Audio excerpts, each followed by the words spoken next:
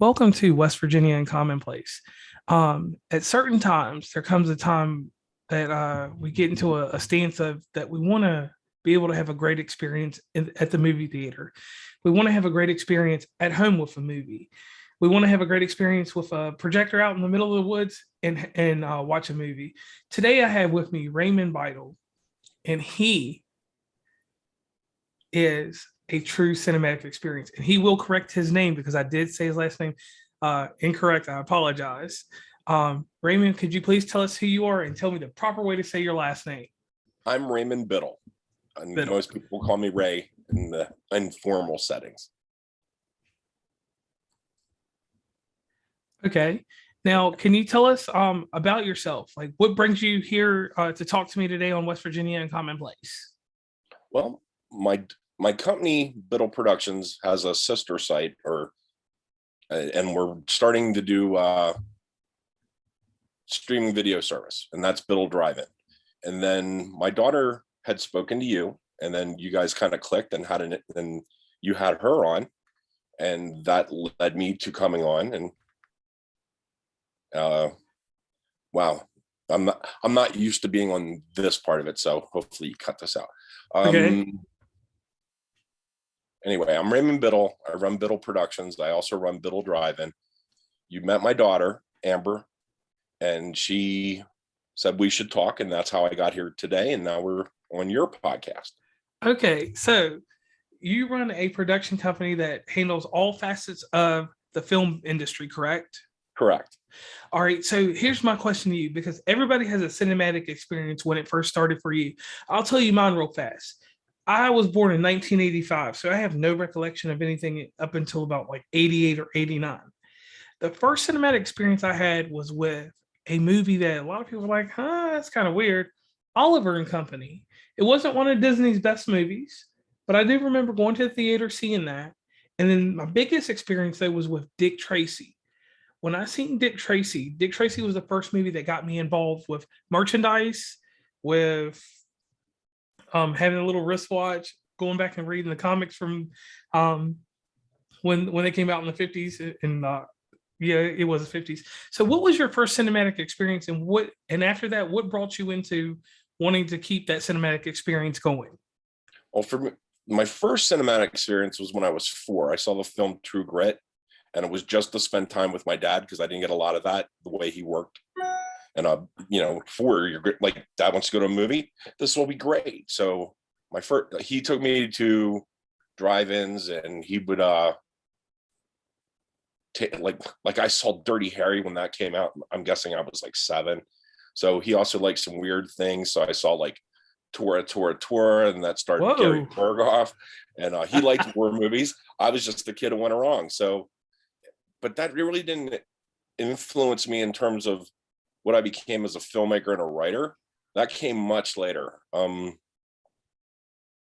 lived with a traumatic brain injury, and back in the 90s, I thought I was going insane, but it just turned out I was creating stories and I didn't know what to do with them.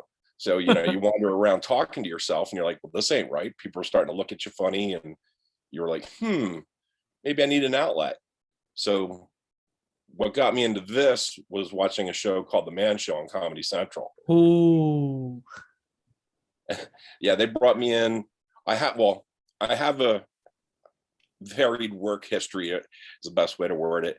I used to do a lot with collectibles, toys, comics, antiques, and I had an opportunity to do a lot with pro wrestling. So I had a shop that was next to, at the time, it was done by he was a wrestler, but he was kind of retired. His name's Larry Sharp, Pretty Boy Larry Sharp. Okay. And he owned the Monster Factory. So to hustle, I got wrestling stuff because my store was right next to his wrestling school. They would have monthly shows. I would have stuff to sell people and then make some money. So that's what got me into like the entertainment business, because I was like, wait a minute. The Man Show called me. They asked me for some information on Andre the Giant. I put it together. Took about 15 minutes, and I made $350. Oh, whoa.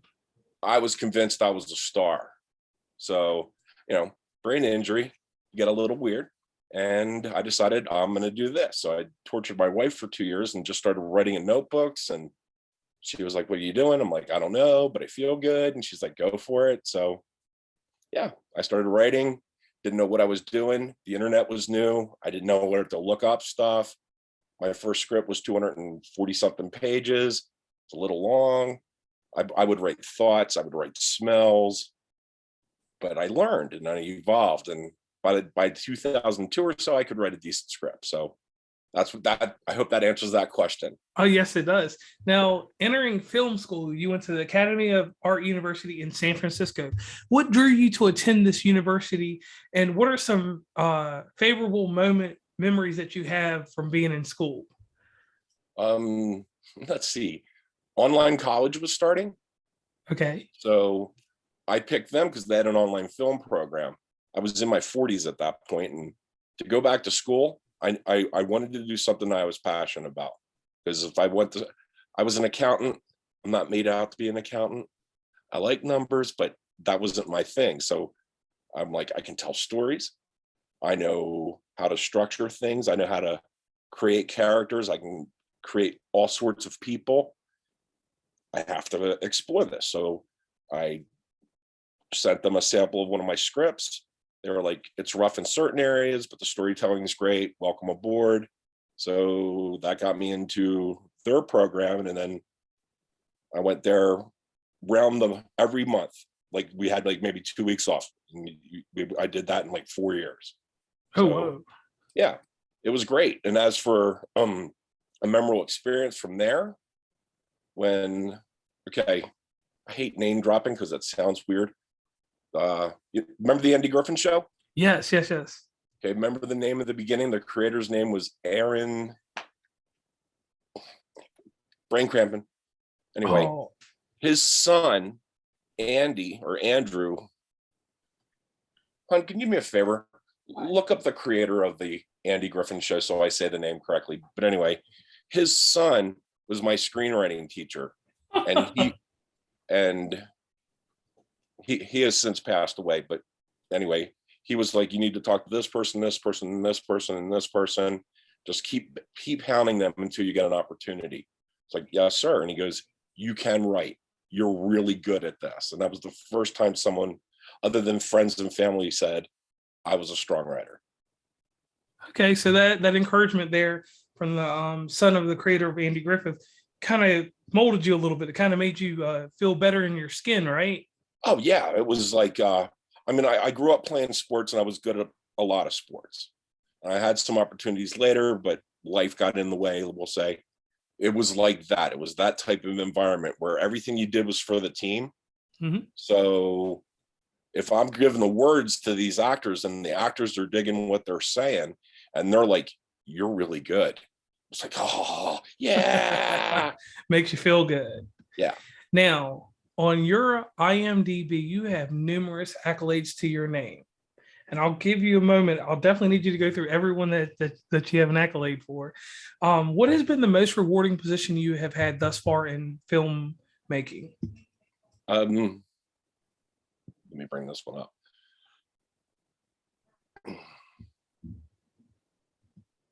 Okay. It's how I work and how I do things. I get the most joy out of helping people that they have a story. They have that, it's called a log line, that one sentence that tells the story. And if I can see something in that and they're like, I need this written, and I teach them how to develop their characters so they can give me the right characters, then I teach them how to give me 3 paragraphs and turn it into 90 pages of script. And when they get that and we click, that's that, yes. However, then they get into production. And when they make something, it's the next yeah type of feeling. Then when it gets screened and where you can find it on Amazon Prime, Netflix, a theatrical run, and they're like, "Thank you so much for making my dreams come true." Nothing's better than that for that part. The next part is the my own writing, my own stuff.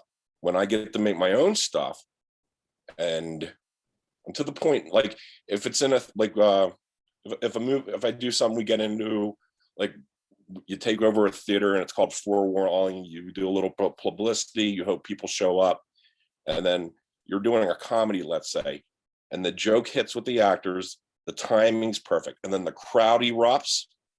Or are we allowed to curse or no? Yeah, go ahead. Okay. Or if you're doing something horror and your character bites the head off a squirrel that you built, and it has that perfect crunch sound and the blood splatters, and the audience is like, what the, oh, you scare the shit out of them. And people start running around and losing their minds. It's the same type of deal. It just, for me, that's the most self-satisfying. And then if I combine it all, it's getting the opportunity to work with my wife, Jackie. She's my cohort in crime, let's say, and my business partner. And she's been with me through every bit of madness we've ever created. So, yeah. Okay. So she's the person that helps you behind the scenes with your production company. Yes. And then over to, and friends and family have been supportive and things like that. But then having Amber come on and show me how to, I'm not good at self-marketing, as you can tell. I mean, I'm not nervous talking to you, but I'm not good at it. Because I'm just like, hey, let's make the thing, man. Let's just do it. Others thinking, oh, I got to think on this too. But Amber takes over and she's like, try this. And then it clicks. Like the production website, biddleproductions.com. She was like, I started putting it together and I'm like, this isn't working. She's like, well, let's try this, this, this, and this. And she was like, break it up by, like, I do budgets for people. I do the pre-production planning and packaging and all that fun stuff that, like, if you want to make a movie and you don't know what to do, and you're like, you know what, I just want to get the camera and play with the actors and make it, you call me and I let you know what it's going to cost, how to get your locations and all that fun stuff. So Amber's made that, like, I thought I was doing okay, but I was wrong. Amber's made that into something so much more. So Biddle Productions is the love child of all your work. Can you explain all the multiple functions that are inside your production company? Because here's the thing, like when I hear production company and I'm someone that is naive to the actual production of things, I'm thinking that you do the PR, the sound, you do everything that goes along with filming a movie. So what all do you entail that you all do with this company? Well, okay, I can't take all the credit for this alone. This is where Jackie and I really work as a team. And it depends on what type of project. So I'm going to, the easiest example is when we do a feature film. Okay. Okay. And the simplest form is when you watch a film and you get to the credits and you see the names rolling, other than the acting, and I can't say we do everything all the time and we have other people that help, but we've done every credit you can imagine except for maybe animal wrangler, hon. I mean, we like, I'm really proud of how we feed people. Sometimes you can't pay people in the level of projects that we're talking about here. So, okay. But we make sure you get your 3 meals a day, and it's not a peanut butter and jelly sandwich. It's, Jackie will make like spaghetti for like 12 people, or we'll do paninis or something like that. We'll make sure if we can't pay them, but we show our appreciation and make sure that they're like, no, I can't eat anymore. Thank you. Oh, that type of stuff. So yeah, we take care of people really well. And okay, now let me ask you something real quick, because I seen something, I went over to the website, something that caught my eye. Pitch Bibles. Right. What are those? Okay, a pitch Bible. All right, we'll start with a TV show because they seem to be the most requested for those. You have your idea, you have your script, but now you can't just write a script anymore. In the old days, you would write a script, give them the log line, which is the one sentence that tells the story, makes people interested. So you'd submit your script, they'd start reading it, they'd read like 3 pages and most likely tell you no. A pitch Bible, you get to give that visual presentation. So you can show the color scheme, you can show ideas for who the actors will be, you can show how certain set parts, locations. If you're going to do something cool, like take your wife's minivan and not tell her, and then put like a head that you filled with like goo and a bad wig and run it over with her car, and hopefully it doesn't damage the car, things like that. They love that stuff. This is the stuff that when I say low budget, I'm going to go up to like 500 grand. And for me, that would be like 15 films. But with I lost my train of thought. With the pitch Bible, Yes. you want to make sure you basically, you have one paragraph. It's like, this film's about, hit the highlights. It will appeal to audiences why whatever set piece or whatever particular scene is going to get at their hearts, or make them shut their pants, as I said before. Whatever is going to make them jump and get into it emotionally, that's your pitch. Then you give them the 5 main characters, and each of those characters have to be unique, because if you don't, that's the part there that's going to make a bigger producer go, I don't like this script, but I like what this guy does or this girl does. Boom. Now you can sell a different script, because it's not just about one project, it's about all your projects when you try to do these pitches, and a pitch Bible is that tool. Okay, and like you said, with that pitch, it's kind of like what I do with when I'm going out for advertisement. I have to have a good pitch and a follow-up, but your pitch Bible does the pitch and the follow-up and keeps the people enticed and tells them which direction they need to feel about it, and it basically conveys a really strong message. All right, I can get with that. Now, outside of this, we were talking about your accolades. You have another title that is very interesting, and that's an author. You're an author of 2 books.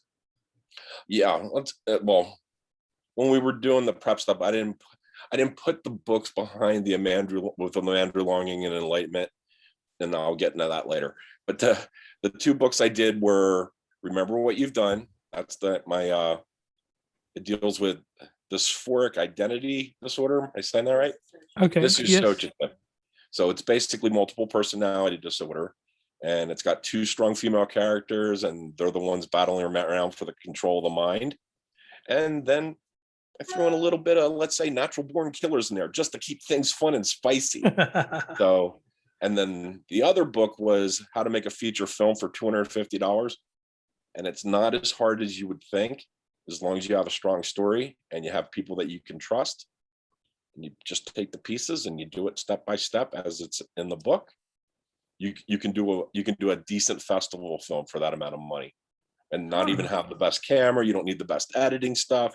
You just need heart and passion. Or is that the same thing? Either way. So when did you have time? Because you got a lot of titles. When did you have time to become an author? Because that's like that's one of the hardest fields to get into. I understand that you write and you do scripts, but actually turn that around to be an author. When did you decide that you needed to do that? I haven't had too much downtime per se, because there's just been so much going on. Thank you, COVID. It's just been madness. But right as that was starting, I was finishing up the Remember What You've Done book, and I was just like, I got to try a book. I tried and failed for years, and I was like, I'm overthinking it. So I retrained my brain, and I was like, I would write until I got tired. That was that day, right? And eventually I wound up with like 130 pages, 25,000 plus words. Gave it to Jackie, she edits. It's funny, when you write something, you don't want to edit it because it's a time killer. So it just stops your momentum. So I let Jackie edit, and well, actually she doesn't, I shouldn't say let.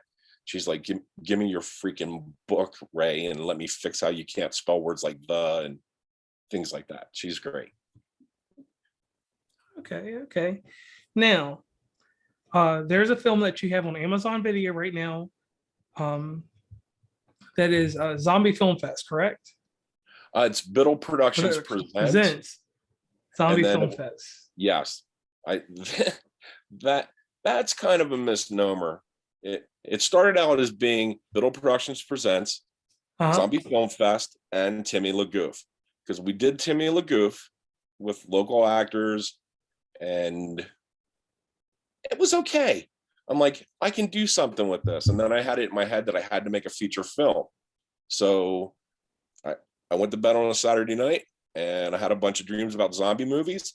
I woke up super early one morning and I wrote all 6 scripts by between like 5 and 10 a.m. Whoa. Yeah. And they were all shorts, 6, 7, 8, 10 minutes. And we just put it, I just was like, well, if we film each of these pieces, we can call it an anthology film.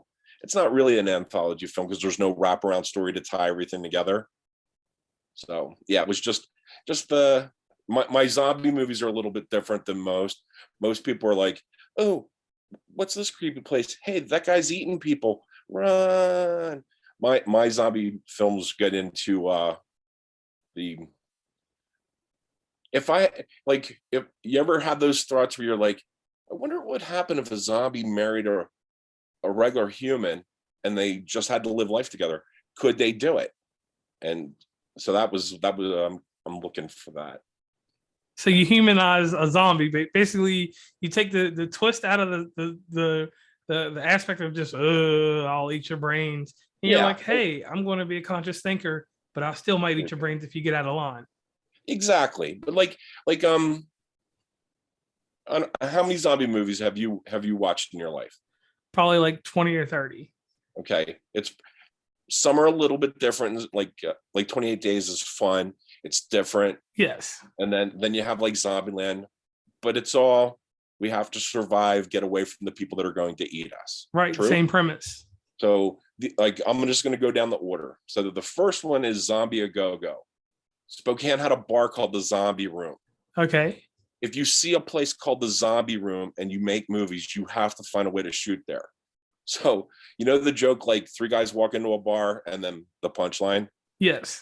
So this was 3 zombies walk into a bar after work and just talk about their day. And then they get harassed by clients and they're disheveled and they're just sad. They don't want to eat anybody. They just want to drink their zombie drinks and go home. That's all it is. Then the next one was what I was talking about a little bit earlier.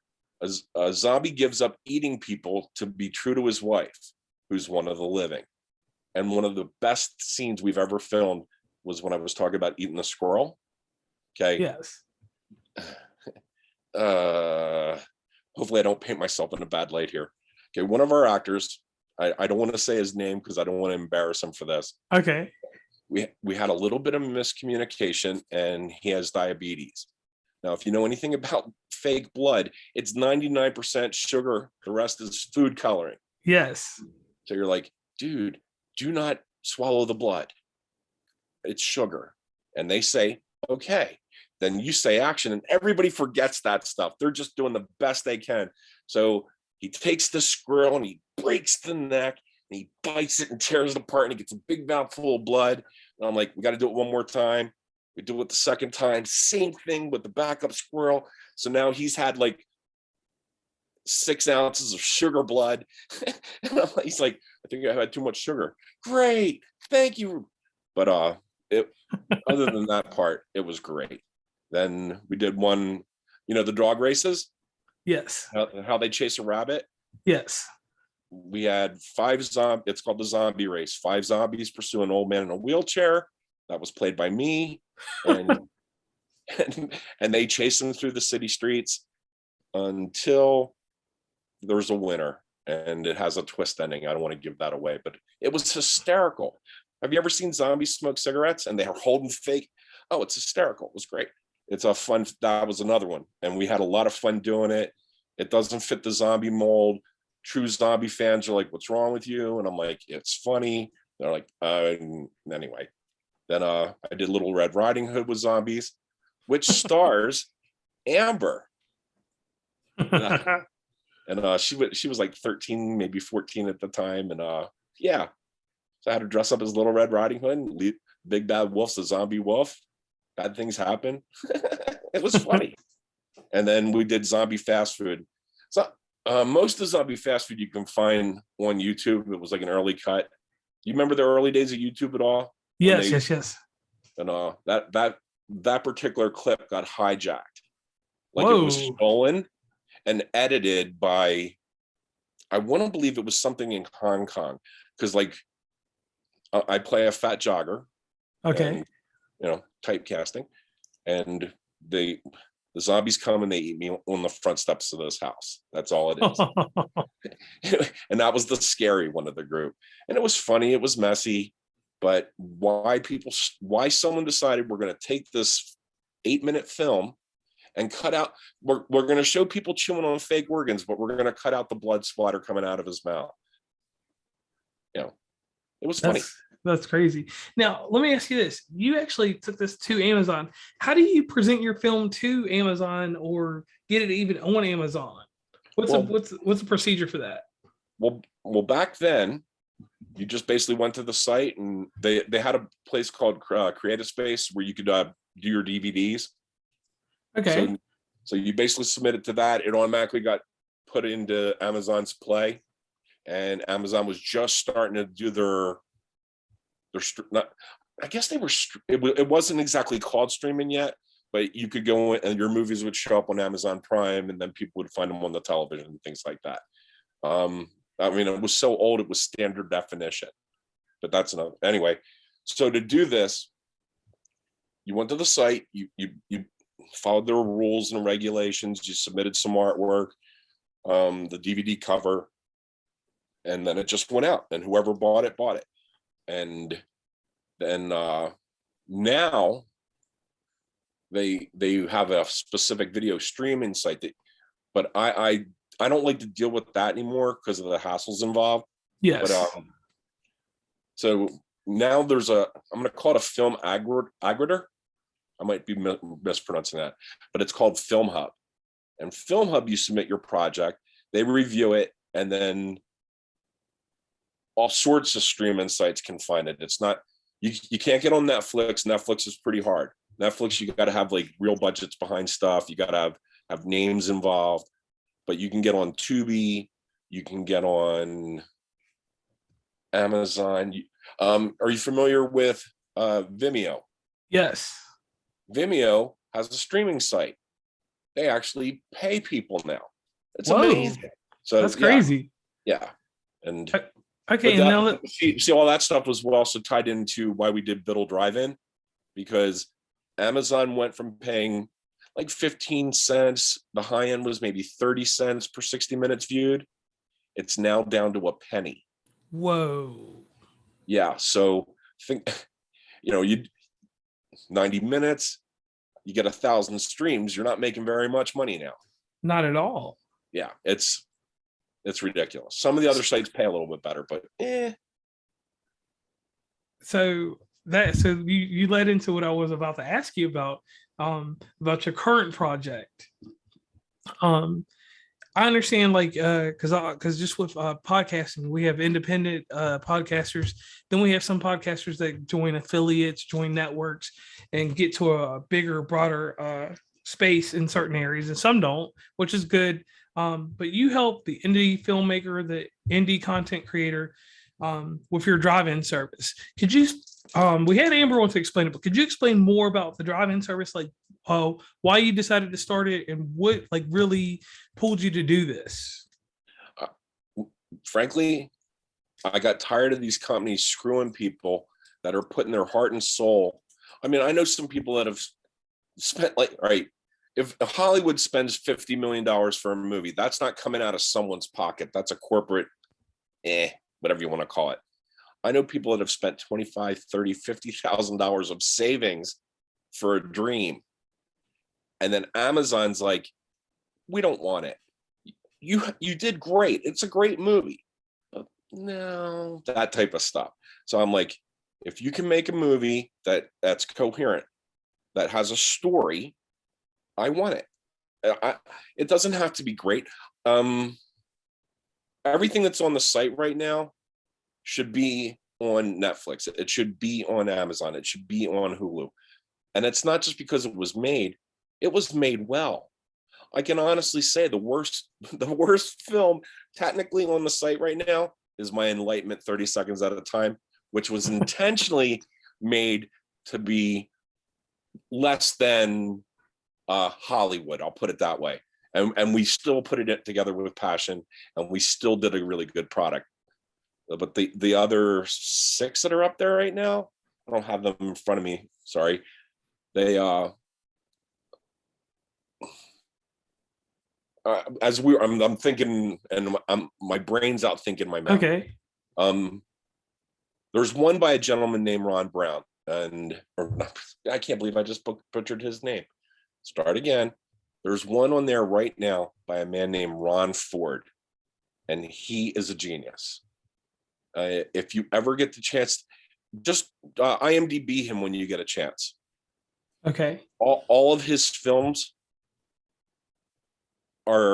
they should have Oscars to them. They should be noticed. The man should be rich. He's brilliant for what he does when it comes to, we got a camera, we got an editing bay, and we got great actors. That's all he asked for. So he did a film years ago called Hollywood Mortuary. If you get a chance to see it, watch it. It's about old time Hollywood. It's hysterical. It's even got an Oscar winner in it. So, and do you remember her name? Anyway, yeah, she's from the 50s, but she was an Oscar winner. I mean, there's these people. Avi Chambra. Okay, we'll definitely look her. He's got 2 films on my site. They're both shorts, but they were professionally done. They tell a great story. They're different. They've got talented actors. They're well worth someone paying 50 cents to $1 for 8 to 10 minutes of their time. Right. How'd I do there? Not to break the interview. I'm like, wait a minute, I don't have this in my notes, and I'm out thinking myself. You're doing okay? good. Okay. You're doing good, and we'll edit in between. Now, let me ask you this: what was the first thing that the first obstacle that you came upon when you started the streaming service? Because everybody, when they start something or get a good idea, something always gets in the way. What was the first obstacle in your way?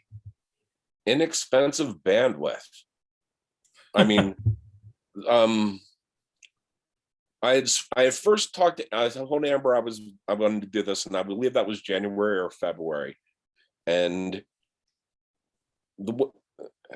as I said, my time's not always my own, so I come up with ideas and I tell other people, and they're like, let's try this. And then I go, what about this? Well, anyway, so you start looking at these websites, and who's another, I try not to trash people, but the price of bandwidth is ridiculous. It is. So I have Wix. Is that okay to say? Yeah, that's fine. I'm not really plugging them. It's just where the site is. So I use them to host the news site. And at first I thought we were going to get like 3 movies for what they wanted to charge. Turns out we can get like 30. They're like, oh yeah. So the more films we get, the better the audience experience that you were talking about for the cinematic quality. And that's the hardest part, is trying to find a partner in terms of that who's like, we share your vision, because they told me it couldn't be done. Wix told me for 3 months you can't do this, and I'm like, okay, I guess we can't do it. Then they were like, you can do it, and I'm like, what do you mean I can do it? You just told me. So it's about communication. It's about being persevering, and yeah, that was the biggest problem at all. And then it just came together, and Amber's, like I said, Amber's a genius. And that's the hardest part when it comes to doing stuff with this streaming stuff. Nobody ever looks at the backside of the technology you gotta have. And like you said, bandwidth is something that's real hard to come by on the internet when you have something streaming, because that's something that's a heavy data drawer. So another cool thing about, can I elaborate one thing? Yes. Well, and then, because it continues that point too. To do this, I didn't want to have to charge someone $1,500 to host a movie. I looked at it from out, would I pay $1,500 for someone to host a movie that just, we don't know what the return's going to be. There's no guarantee. So we were able to knock that down to charge people basically it covers Amber's time to post. Have you, when you put your stuff up and sometimes weird things happen, you're like, oh, this will be 10 minutes before it goes up, and next it's 2 hours later, but you're babysitting it. That's what I wanted to make sure Amber got compensated for. I mean, I'd pay her out of my pocket if I had to, but we got past that part too, and that was, we got it down to I think we charged $7 for someone to put a film up. And if it's a really short film, we don't charge. Like 5 minutes under, we don't charge. Oh wow, that's amazing. Again, it's not about greed. I really hope it comes across that this is for other filmmakers. Right. So, and that was the thing that made it very interesting to me, because you're offering independent films, short films, and other content creators a place to monetize. And that's something that's really awesome, because they can't go anywhere else to monetize. Like you said, they're going to get pennies on the dime from Amazon. And the hardest thing is to get an option from a place like Netflix or Paramount, all these places that are doing, that are all in this streaming backyard now. Everybody's got a streaming service, and they just want to pay for content at a certain price, and they want established content. They're not looking for the next big thing anymore. They're paying people, like people who had movies, like let's say in the 80s. It wasn't big, anything super big, but they had a theatrical run and then it just got forgotten about. They want to pay those people like $200 to bring a classic movie back. But meanwhile, they'll pay MGM $15 million for the first 30 days rights to see what happens. They have no idea what the film's going to be, but here's $15 million. Do with what you want. It might be garbage, but you have a film like I was just looking, like, all right, it's a Rob Lowe film. It's a hockey movie, Youngblood. Okay. That sat in obscurity for years, and when it hit, they wanted to pay like $200-300 to put it up, and then it kind of took off. It's one of my favorite movies because I like the subject matter, but that type of stuff to me is crazy. And then you take it down to the smaller level, like, oh, here you go, here's a bottle of water, thank you. Now, let me ask you this: content creators, anyone that's making something, what are the policies and procedures for these people to submit stuff to you guys? Well, make your film, make a web series, something visual. The latest addition to Biddle Drive-In is a series, and it's a. Do you have that up on your screen, like the IMDb stuff? Not right now, but I can pull it up. But I have your drive-in. Let me go. Do you remember the name of that dog show, hun? Show? No, the one that we got put on the streaming site. The man and his daughter made it. I'll get you that information. But are you talking about Dogs of Town Hall? Yes. That's up there with stuff that Nickelodeon does, and this is. Some of the episodes are written by his daughter. I believe she's 11. She's got a future. Why wouldn't I want to help these people? It's just good stuff. It's not obnoxious. There's no fart jokes. It's just a family doing something with passion, making a series out of it to share with the world. And the quality's good. The girl's writing's amazing. 11 years old, I could barely play with a baseball card and probably wind up eating it. I mean, I couldn't write a book. I couldn't write a line. Okay, now let me ask you this. All right, content creators always get inspired, and they are aspiring to be something in the industry, or just to make something that's a love letter to whatever. What type of advice would you give to an aspiring content creator on when they're creating something, and how do you feel about the statement, and this is the statement I want to make, creating something that separates yourself from the rest of the field? Well, all right, let's start with that one. I don't think you have to worry about that when you start. I think you make what you like to the best of your ability and learn from it. Because when you start, you're not, I know when my very first short was, it was a bad zombie thing, but it was unrelated. I just wanted to make a movie.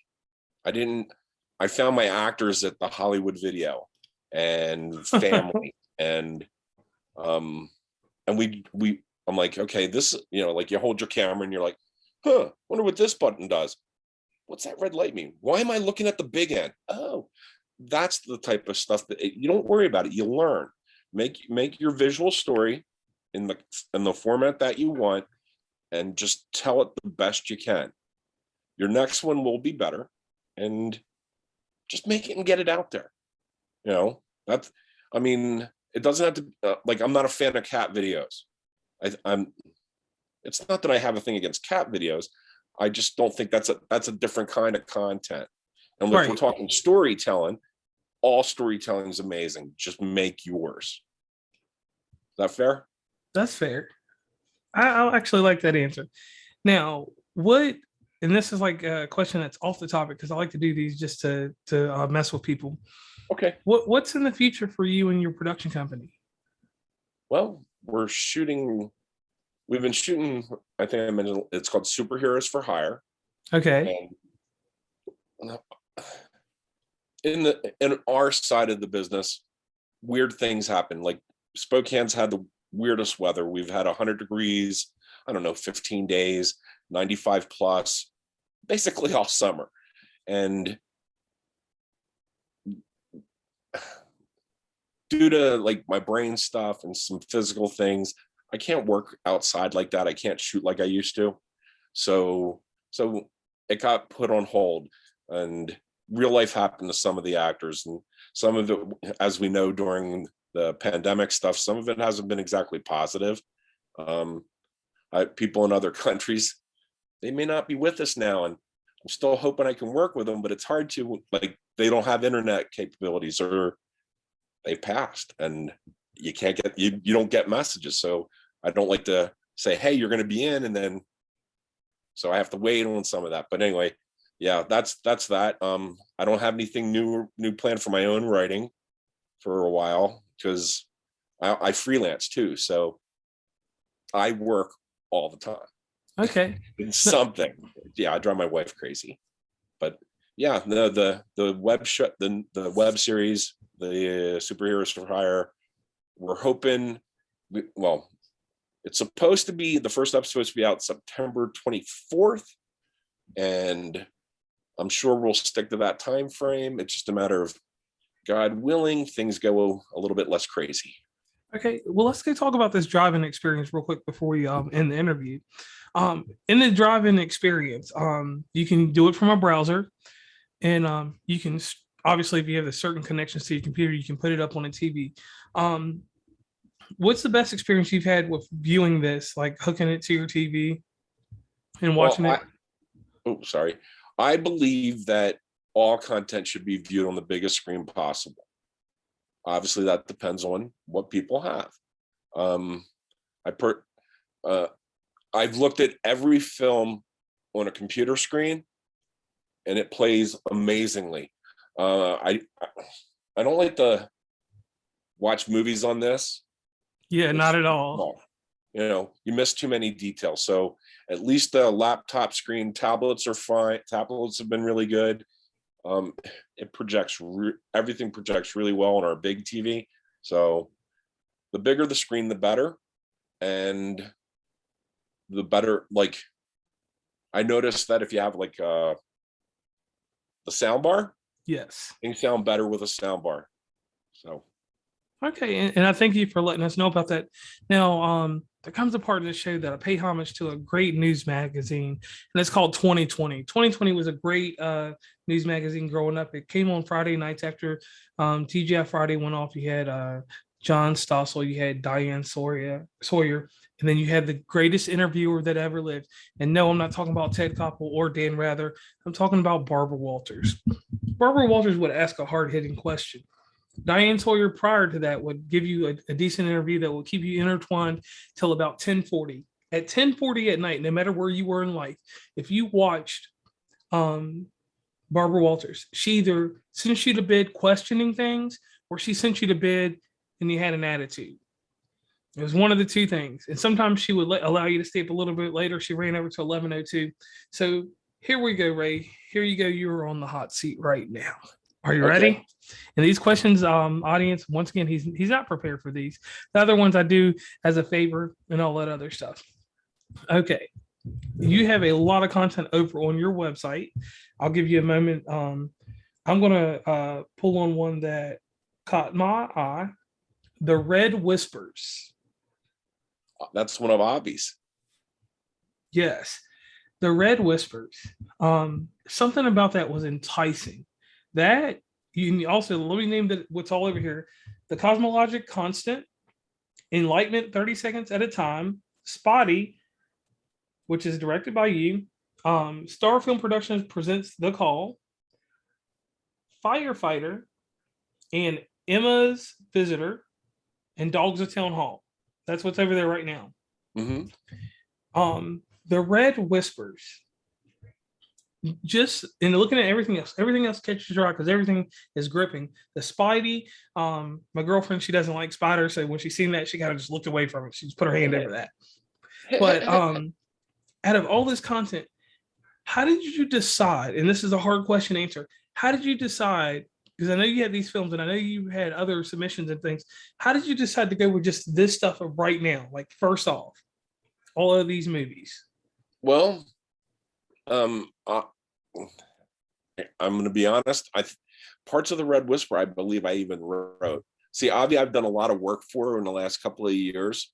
And then he just makes them. He's like, "Hey, Ray," and I'm like, "Oh yeah, I forgot about that one," because I've written like 10 shorts for him, so I don't know exactly how he's going to do things. And the Red Whispers, I believe, was the one I used for a test view. So I don't even remember. And did we watch that one all the way through? I don't know. Some of them I've seen a lot of times, so you just forget, and you're like, "Oh, it's still playing." Yes. But that one, it was Avi asked.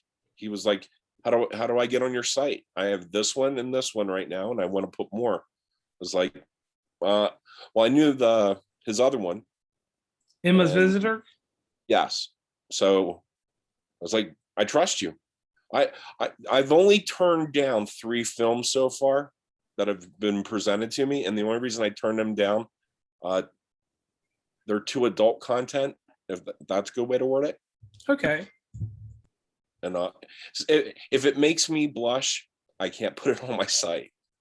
Understandable, because you have to be careful with your brand, your products, and everything that you're bringing out here. So now here goes the hard-hitting question. If Jackie decided tomorrow that she wanted to take over the drive-in site and send you back over to just do writing and all the other parts of the production, would you be happy with her decision? I'd prefer Amber, because Amber's more into that part of it. Okay. But I trust Jackie with anything she ever tells me in life. So if she was like, "I want to take over the drive-in site, it's my baby now," like, have at it, honey. I appreciate, I love everything about it, and I'd hope she'd let me at least like be a part of it in some way. But if she wanted it, she could absolutely take it. She's awesome. Okay, I like that. I trust her with anything. Now, here's the most hard-hitting question. It takes a lot of time to do everything that you do here. You and your wife and Amber. With Amber, she also has another business. She runs a podcast also outside of this. How hard is it for you as a parent to pull her away sometimes from her podcasting duties to keep with the family business? I was going to say something obnoxious, but I changed my mind, because she'll hear it, then she'll come after me. No, right. I just ask Amber. There's never been, you have to do this. If she, and she'll tell you that too. She's like, "Can't do it today, Dad. I'll do it tomorrow."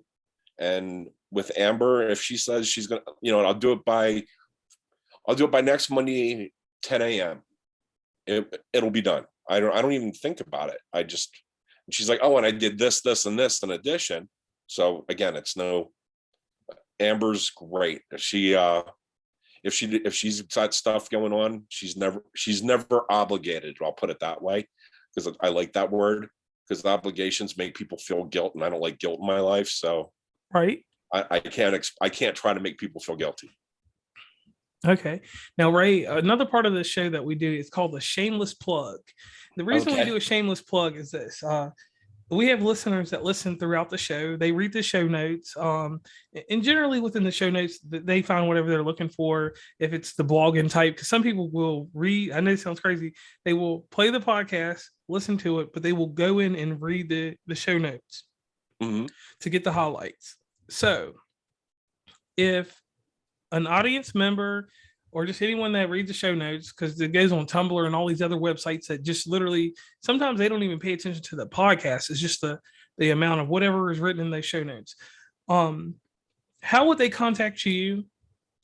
Contact the production company? How would they get involved with you? And let them know about your social media, where you're located online, so that they can reach you there. Because not everybody goes to a website. Some people start at Instagram and then make their way.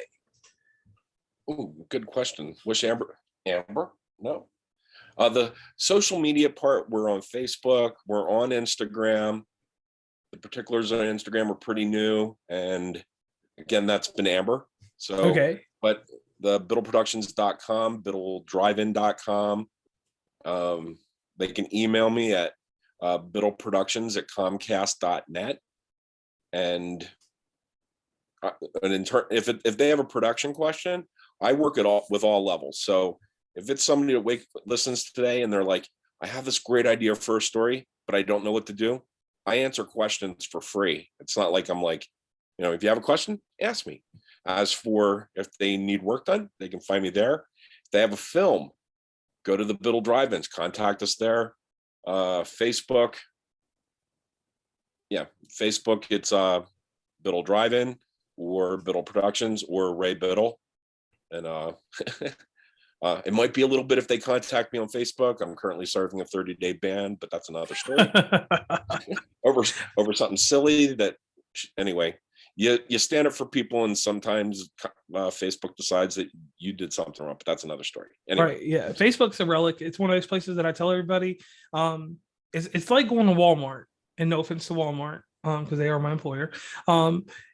Everybody goes in there and they have a great time, but Instagram's like Target. Everybody's invited in there, but not everybody goes in there. Right. And that's where we're going to all line up at some point. Even though it's owned by Facebook, we'll line up all in Instagram at some point. That's where we'll end up. So, Ray, you made me think of something.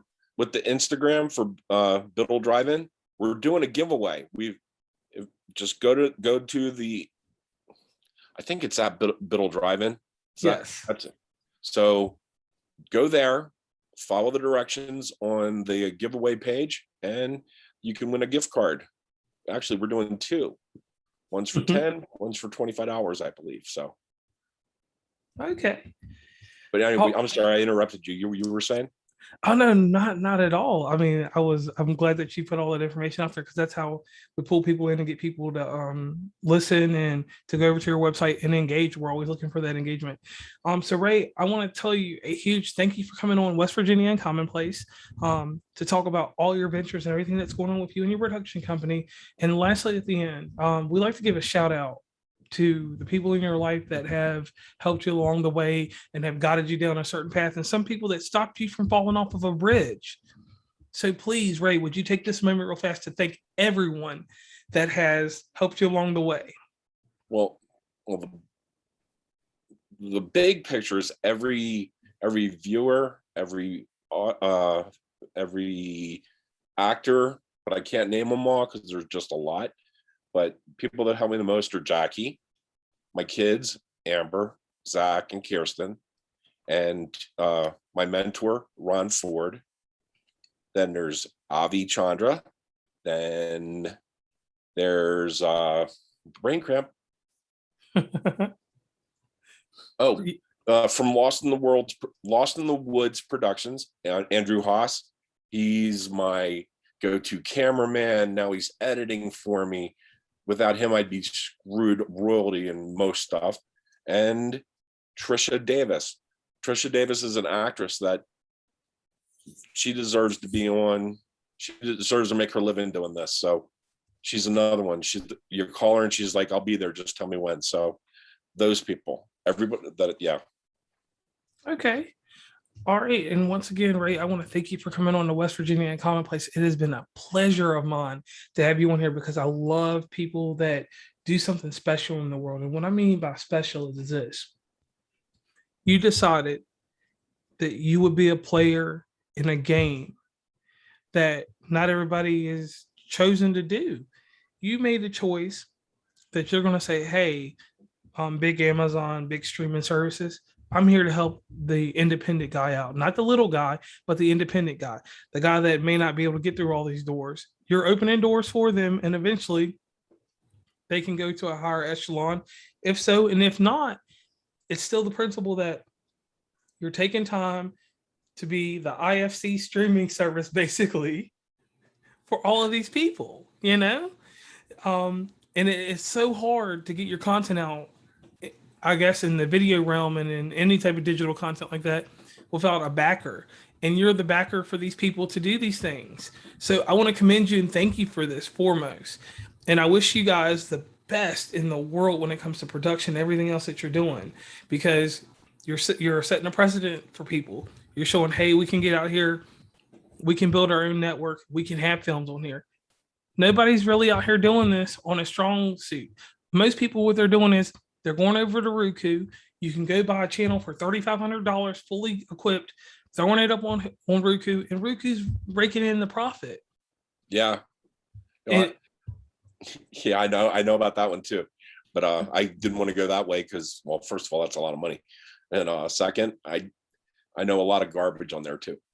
And Right. I wanted to avoid that. But I thank you for having me and helping us. It's awesome. All right. West Virginia and Commonplace, we will be signing off. And once again, they have a giveaway going on over at their Instagram page, and there will be much more to come. Talk to you all later. Thank you.